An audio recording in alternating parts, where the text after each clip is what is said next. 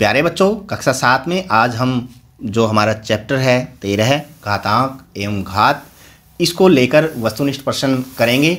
और वस्तुनिष्ठ प्रश्न में सबसे पहले हमारे पास प्रश्न नंबर 1, इसको पढ़ते हैं। पढ़िए कि मान ज्ञात करो 2 की घात 2 गुणा 2 की घात 3। अब 2 की घात 2 हमारे पास कितना होता है 4, 2 2 बार गुणा 2 दूनी 4 और 2 3 बार गुणा 2 गुणा 2 गुणा 2 कितना हो गया 8, ये दोनों हो गए। तो 4 अठे कितना हो गया हमारे पास 32। इसका आंसर हमारे पास जो है सी ऑप्शन सही उत्तर है। ठीक है। दूसरे प्रश्न में देखिए, दूसरे प्रश्न में ये देखिए चर हैं वो गुणा में दे रखे हैं और हमें निकालना है कि इसमें से कौन सा इसका मान होगा। देखिए पहले तो हम एक ए के साथ एक ए नीचे काट देते हैं, दूसरे ए के साथ दूसरा ए कट गया, एक सी के साथ सी कट गई, एक और सी के साथ सी कट गई। तो हमारे पास क्या बचा है, एक ए बचा है और क्या बचा है सी। कितने बचे हैं 2, तो सी की घात हमारे पास 2 आ जाएगी। ए सी की घात 2, ऑप्शन सी इसका सही उत्तर है। तीसरे भाग में देखिए कि तीसरे प्रश्न में 343/125 को घातांकीय संकेतन के रूप में लिखो। देखो 343 की जब हम गुणनखंड बनाएंगे बनेगा 7 गुणा 7 गुणा 7 और नीचे हमारे पास क्या आएगा 125 के गुणनखंड 5 गुणा 5 गुणा 5। इस प्रकार से आएंगे तो हम इसको लिख सकते हैं 7 की घात 3 और नीचे भी हम लिखेंगे क्या 5 की घात 3। 5 3 बार आ रहा है। यदि घात बराबर होती है, शक्तियाँ बराबर होती हैं तो हम दोनों को इकट्ठा करके, ठीक है, और एक ब्रैकेट के साथ इकट्ठी शक्ति लेके लिख सकते हैं। तो 7/5 की सारे की घात 3, ऑप्शन ए इसका सही उत्तर होगा। चौथे क्वेश्चन में देखिए 2 की शक्ति 10 और 10 की शक्ति 2 में कौन सा बड़ा है, हमें निशान लगाना है। देखो 10 की शक्ति 2 का मतलब 10 2 बार गुणा ये कितना हो गया 100 हो गया। अब 2 की घात 10 बार ये 2 की गुणा करेंगे। देखो ये 10 बार करनी है, लेकिन मैं तो कुछ ही बार करके दिखाऊंगा आपको जिससे आपको अंदाज़ा हो जाएगा। यहाँ से हम कर लेते हैं, इतनी ही कर लेते चलो। 2 दूनी 4, 4 दूनी 8, 8 दूनी 16, 16 दूनी 32, 32 दूनी 64 और 64 दूनी कितना हो गया 128। अभी तक तो हमने इसको 1 2 3 4 5 6 7 बार गुणा किया है और एक बार 2 8 9 और 10 बार यदि गुणा करेंगे 128 दूनी 256, 256 दूनी 512, 512 दूनी 1024। तो ये हमारे पास क्या बनेगा 1024 बनेगा। अब देखिए कौन सी संख्या बड़ी है, ये बड़ी है ना, तो निशान हमारा इधर लग जाएगा। ठीक है। और वैसे भी जैसे इस प्रकार के कोई क्वेश्चन हमारे पास आए, जिस संख्या की घात बड़ी होगी ज़्यादातर स्थितियों में वही बड़ा मिलेगा। तो हमारे पास ये निशान यहाँ पे ए के ऊपर दे रखा है, ए इसका सही ऑप्शन है। पांचवें प्रश्न में देखते हैं -2 की घात 3 गुणा -3 की घात 2 गुणा -1 की घात 4। चलो इनको हल करते हैं। -2 की घात 3, 2 3 बार गुणा है, पहले 2 दूनी 4 दूनी 8, लेकिन घात 3 है, 3 बार ऋणात्मक निशान आएगा तो घटा का 8 इसकी जगह हमारे पास आ जाएगा। ठीक है।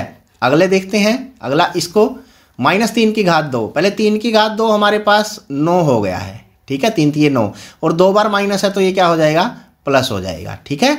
अब एक की तो कितनी भी घात हो वो एक ही होता है, लेकिन हमें देखना है नेगेटिव साइन है, ऋणात्मक साइन है और 4 घात है तो ये भी क्या होगा प्लस का होगा हमारे पास। अब इनकी गुणा करते हैं। 9 एकम 9, 9 ठे 72, 72 हमारे पास इसका उत्तर आ गया।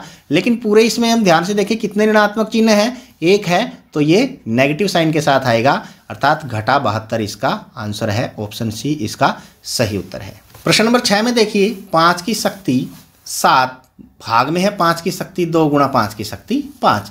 अब इसको यहाँ निकालेंगे कि 5 की शक्ति कितना हो जाएगा। जो संख्याएं गुणा में है, कौन कौन सी गुणा में है, 5 की शक्ति 7 और 5 की शक्ति 5 गुणा में है, उनकी शक्तियाँ आपस में जुड़ जाएंगी क्योंकि आधार बराबर हैं, गुणा में शक्तियाँ जुड़ जाती हैं। लेकिन जो नीचे हमारे पास ये देखिए ये भाग में है 5 की घात 2, जो घात भाग में है वो घट जाएगी हमारे पास। तो यहाँ से इसकी वैल्यू हमारे पास, मान हमारे पास क्या बनेगा 7 और 5 12, 12 में से 2 गए तो 5 की घात कितना आ गया 10 आ गया, जो ऑप्शन डी है इसका सही उत्तर है। 7वें प्रश्न में देखिए कि 2 की घात 2 और उसकी घात 3 गुणा 3 की घात 6 और इस प्रकार से लिखा हुआ है। तो इसको हम लिख सकते हैं घात के ऊपर यदि घात गुणा हो जाएगी 3 दूनी 6 हो जाएगा और यहाँ पे हमारे पास 3 की घात कितना हो गया 6 और नीचे 6 है जो उसको हम लिख सकते हैं 2 गुणा 3 और इस सारे की घात 6। तो नीचे वाले 6 को हमने गुणनखंडों में काट दिया, 2 की घात 6 और 2 गुणा 3 की घात 6 के रूप में। 2 3 क्या होता है, यही 6 हमारे पास आ गया। तो यहाँ से देखिए हमारे पास ऊपर 2 की घात 6 है गुणा 3 की घात भी 6 है और नीचे हमारे पास अलग अलग निकालेंगे, 2 की घात 6 हो जाएगा गुणा 3 की घात भी हमारे पास क्या हो जाएगा ये 6, तो यहाँ से ये पूरा पूरा 1 पे कट गया, बराबर है, तो यहाँ से भी 1 पे कट गया पूरा पूरा, तो हमारे पास आंसर क्या बचा, इसका 1 बचा है, अर्थात ऑप्शन सी इसका सही उत्तर है। ठीक है। प्रश्न नंबर 8 को देखिए, 6 की घात ऋणात्मक 1 घटा 8 की घात ऋणात्मक 1 और उसकी घात भी क्या है, ऋणात्मक है। इसको एक बार ध्यान से देखने से हम यदि ऊपर ऊपर वाली घात रखें, देखो यहाँ पे हमारे पास ऋणात्मक 1 है यहाँ पे, तो इसको हम लिख सकते हैं 6 की घात ऋणात्मक 1 को 1/6 और घटा इसको 1/8। अब 1/6 और 1/8 को हम हल कर लेते हैं यहाँ, 1/6 घटा 1/8, जब हम इनका एलसीएम लेंगे तो कितना आ जाएगा हमारे पास, 24 आ जाएगा। ठीक है ना। जब 24 आ गया तो यहाँ पे 4 आ जाएगा, 6 चौका 24 और 8 तिये 24 हमारे पास, अर्थात ये क्या आ गया 1/24। अब जब इसका मान हम यहाँ पे लिखेंगे तो 1/24 इसका मान आया है और उसकी घात हमारे पास क्या है, ऋणात्मक 1। और यदि घात धनात्मक बनानी हो तो संख्या पलट जाएगी, 24/1 हो जाएगा, उसकी घात कितना हो जाएगा, धनात्मक 1, और घात यदि 1 ही है तो सीधा हमारे पास मान इसका 24 है, नीचे तो 1 की घात 1 रहेगा, अर्थात 24 इसका उत्तर है। तो ऑप्शन जो बी है वो इसका सही उत्तर है। तो देखिए, आज इस वीडियो के माध्यम से हमने 8 प्रश्न ये वस्तुनिष्ठ किए हैं। आशा है आपको समझ में आ गए होंगे। अब इसी तरह के और प्रश्न देखने के लिए हमारे साथ बने रहें। तब तक के लिए बाय बाय।